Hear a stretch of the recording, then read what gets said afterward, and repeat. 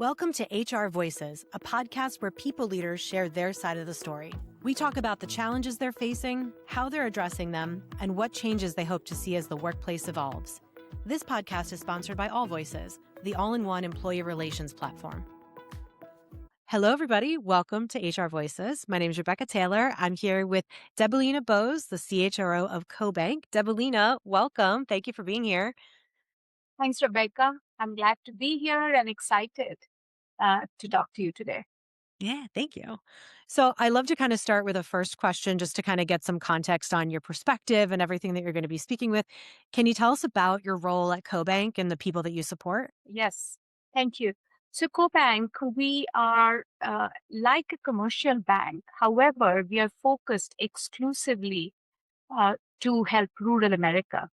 So, we lend to rural America so that, we can have food security and really have vibrant rural communities.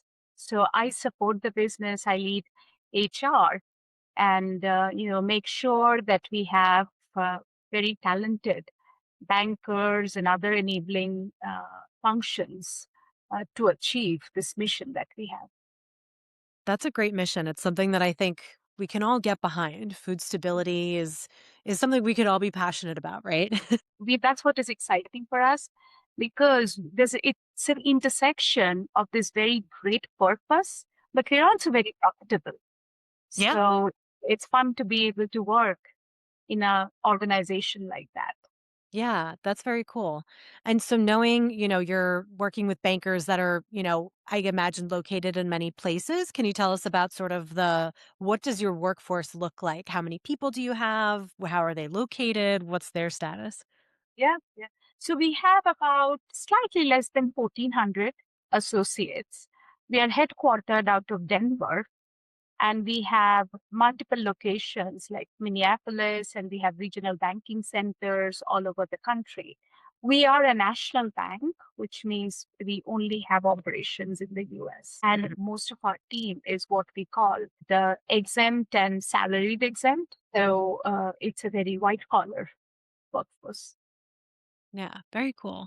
And so when you have so many employees in so many different locations, what are some of the challenges that you face in kind of creating a unified culture when folks are located in so many different spots? Yeah, that's a terrific question because we are all figuring out what is that secret sauce, right? How do we Yep. come together as one organization, one entity? And we are lucky because we have this fabulous mission, right, of serving rural America. I think that in itself helps us create a very singular entity. And what we do is when we hire people and we promote and develop and retain people, we do that with this lens of will they be passionate about this mission, right? So we will not hire probably the best in class of someone, but we really hire people who are terrific, but who are really excited about the mission. Because if you don't really lift this mission of serving rural America, it's difficult to be able to understand and to do that work. Yeah. Yeah. It's always great to talk to sort of a very mission driven and mission oriented company. I think we were talking about this a little bit even before we started recording. That's one of the things that I've seen so much at All Voices is it's also just a very mission driven company. And it's different than working with a group of people that are kind of just there to show up and do their job. It's nice to kind of feel connected to seeing the work that you're doing show up in the real world and ideally have a good influence on the people that you're doing it for. Right. And to add to that, we're also a cooperative.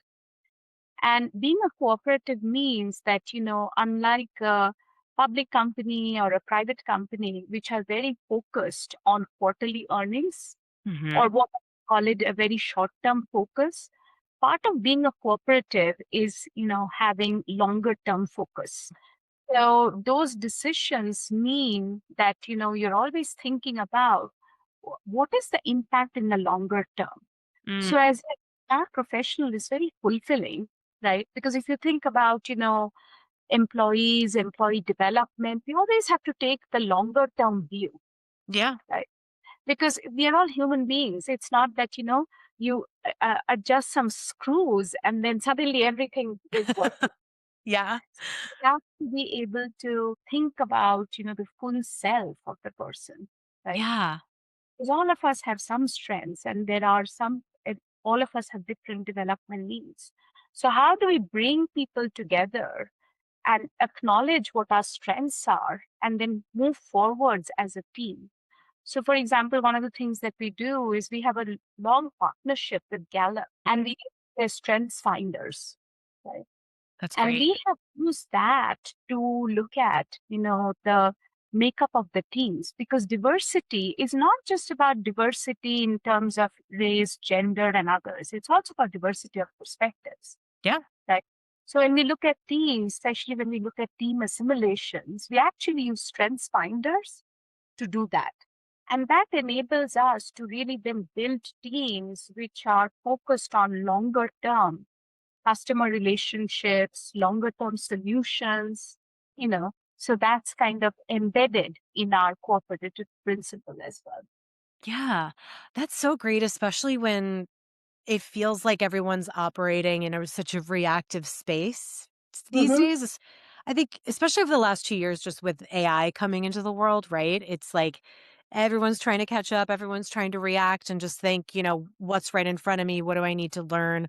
So, for someone who's listening to this, what's one tip that you can give that'll help them to feel less reactive to what's right in front of them and help them to kind of think with a longer term perspective as they're building programs? Yeah. AI is on everybody's mind, right? Like, you can't open even a normal newspaper, right? Leave Yep. aside all the books and all podcasts or anything. Even that is talking about AI. And I think it's causing a lot of stress, Yeah. right? People are unsure about the impact. Will I have a job? I have a son who's going to start college in fall. Oh, And one of the talk about is that what should he study, yeah. right? Because there's so many people, in the last 2 years graduating classes who haven't gotten jobs, Yeah. right? So that's how that everybody's thinking about that. Yeah. And where does productivity help, and where does it impact my employability, Yeah. right? And it took me a little bit of time to understand that, because when we first discovered AI tools, I was like, wow, this is fabulous. And I remember I was in an all team meeting of my team, and I was espousing the wonderfulness of AI. And then some of my team members came and said later to me, they're like, we know you're talking about this, but we're worried that our jobs go away, Yeah. right? And I'll tell you what I have realized. There are some things which, and this is kind of a little bit, it is coming up as a future trend as well. What AI cannot do is AI does not yet have empathy. So there are some very human part of what we do and how we show up, not just in HR, but across, right? As leaders, as Yeah. employees, that is going to become more and more differentiated. Because if you think about what AI is doing, is it's giving us all a common platform in tools, right? So if you're in a workplace, you're using either, ChatGPT, Copilot, Gemini, Perplexity, things like that. Everybody is using the same, Hmm. right? So what's really going to be helpful and differentiated is that, are you able to truly listen to what's happening around you, right? Hmm. Your customers want? What do your employees want? Do you have the judgment? Do you have the critical thinking? Right. And Yeah. those things are the ones who are going to become more and more important for us to, really move forward. So I think if I go back a couple of years ago, it was all about coding, analysis, things like that, Yeah. right? That's going to go away. And when I started working almost 30 years ago, what was most important, being able to make a connection, right? Yeah. Being able to truly listen to people, Yeah. right? Being able to really dig deeper. We used to use this tool called the 5 whys, right? Like you Yep. continue to ask why till you get to the core of it. Yeah. Things that are going to become more important. Yeah, yeah, I could not agree more where it's about the human connection part, the empathy, and it's also, I think, the thing that makes AI sometimes scary for some people is it's only as good as the inputs that you give it. So that's kind of where you start to see, there's a huge opportunity in what AI can do. And I think there's some really good tools that are out there that are being built on AI to do a specific job. And I think those are the ones to watch because they've kind of figured out the Yeah. workflows or they've figured out the prompts or the intake to then generate a better output that then you as a human can review and look at and then decide what to do with, right? And those are the kind of ways that I think that HR teams specifically are kind of trying to figure out how to use AI is just what are the tools that we already have that interaction or, what are some specialty type tools that we can look at that kind of, do those specific things. How are you using AI now? I mean, what are some of the like what's one job that you've enhanced by introducing an AI tool? So one of the things that we are doing is we're using um, almost like a chatbot, like a knowledge Mhm. assistant, which is helping our employees to to get answers instead of calling someone else. Yep. How many days of vacation do I need? Yep. Right. Oh, Like, how many times do you answer that question? so things which are more routine, which is out there somewhere, and the data is clean, Yeah. right? So we are using that uh, we are using an AI solution for that. And then we also use a lot for person productivity, right? Mm. We have Copilot. And what we've all realized is that if you just give a prompt, that's not going to generate anything. However, if you're writing a difficult message, if you put, your own first message, and then you kind of use AI or Copilot to say, this is the tone I need, Yep. that gives you some hints, and it's just a productivity tool, I think. Yeah. And I can imagine maybe I'm thinking about this in a weird way, but I can imagine that having that strengths finder information too can kind of help when you're trying to cater a message to someone who communicates so much differently than you do. So say I'm trying, I am this way, I'm trying to talk to someone who's this way, help me hone this message. That's where it can help with the connection points, but you still have to know what you're trying to say. It might just help you say it in a way that's better received. Yeah. But see, like how you made a connection to what I said earlier with how, we put it forward. Now you can do it because there's a humanness in how, Yeah. you are showing up. Will AI be able to do that? And how do we teach our future talent this ability, to make that connection, Yeah. to gather threads, really listen carefully?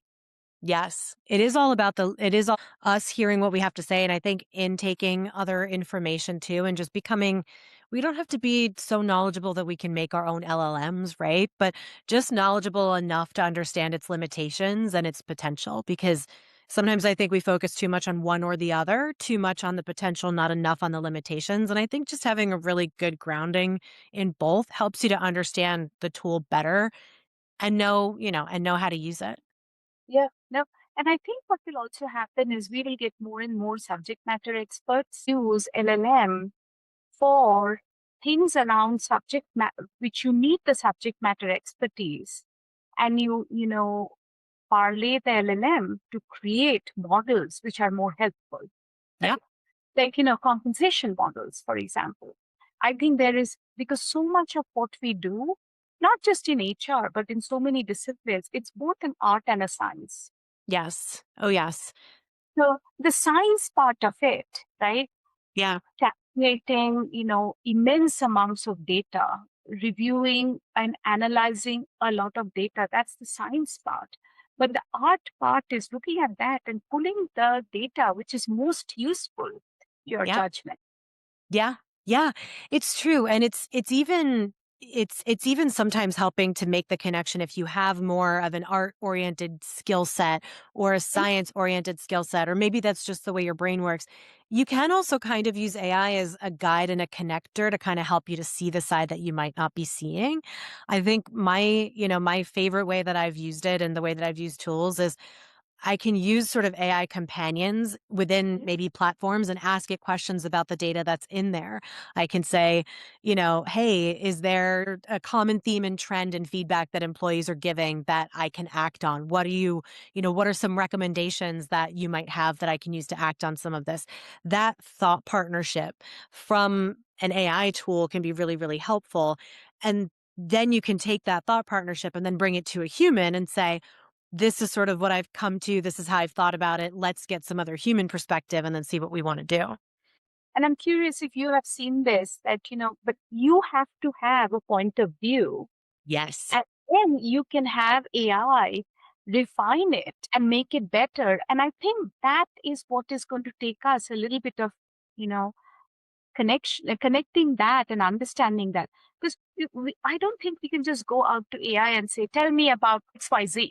But No. Yeah. it is that you have a thought process, you have a Yeah. perspective, then you use AI, like you're saying, almost that kind of a productivity to refine that. Yes.